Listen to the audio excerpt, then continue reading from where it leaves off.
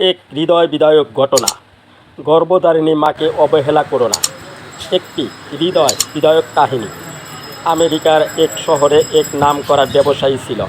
টাকা পয়সা নামে দামে কোনো কিছুর তার অভাব ছিল না, কিন্তু সে কোনো মডার্ন সোসাইটিতে মুখ দেখাতে পারত না, শুধু তার মায়ের জন্য। কারণ তার গর্ভধারিণী মা ছিল অন্ধ। মায়ের মুখে ছিল আগুনে পোড়া দাগ, আর মাথায় কোনো চুল ছিল না।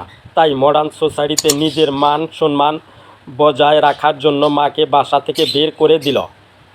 বেচারি অন্ধ মা কেঁদে কেঁদে রাস্তায় রাস্তায় ঘুরে বেড়াচ্ছিলেন। হঠাৎ একটি গাড়ির সাথে ধাক্কা খেয়ে বৃদ্ধ মা মারা গেলেন।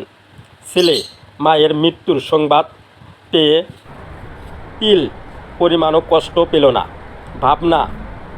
ভাবল আপদ বিদায় হয়েছে।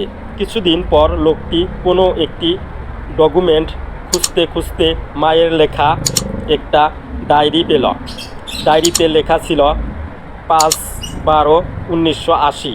আজ আমি সুন্দরী মিস আমেরিকা এর অ্যাওয়ার্ড পেয়েছি। 2/5/1983। আজ আমার প্রেগনেন্টের অপারেশন না করার জন্য আমার স্বামী আমাকে ডিভোর্স দিয়েছে। 7/3/1985-তে আমার বাড়িতে আগুন লেগেছিল। আমি তখন বাইরে ছিলাম। আমার নয়নের মণি আদরের দুলাল ছিল ঘরের ভিতরে। নিজের জীবন বাজি রেখে শুধু ছেলের জীবন বাঁচাতে গিয়ে আগুন লেগে আমার চুল এবং মুখ পুড়ে ছাই হয়ে যায়।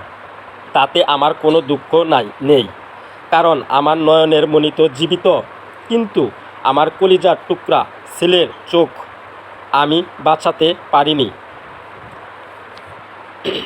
7/12/1985। আজ আমি আমার দুটো চোখ ছেলেকে দিয়ে যাচ্ছি। ডায়েরি পড়ে ছেলে পাগলের মতো কাঁদতে কাঁদতে দেয়ালে মাথা আছড়াচ্ছে লাগলো। আমার আর বলার কিছু নেই। সমস্ত পৃথিবী মা জাতির প্রতি রইল আমার গভীর শ্রদ্ধা ও ভালোবাসা। আই লাভ ইউ মা।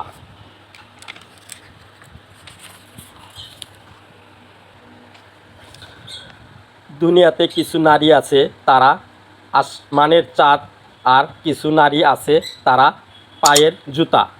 একটি সন্তান তার মাকে বলছিল, মা, একটি কুকুর 6টা-7টা বাচ্চা জন্ম দিয়ে পালতে পারে, কারো কাছে পালতে দেয় না। আর তুমি কেমন মা, আমাকে তুমি পালতে পারলে না, অন্য মানুষের কাছে পালতে দিলে? এটা একটি পালক সন্তানের আর্তনাদ।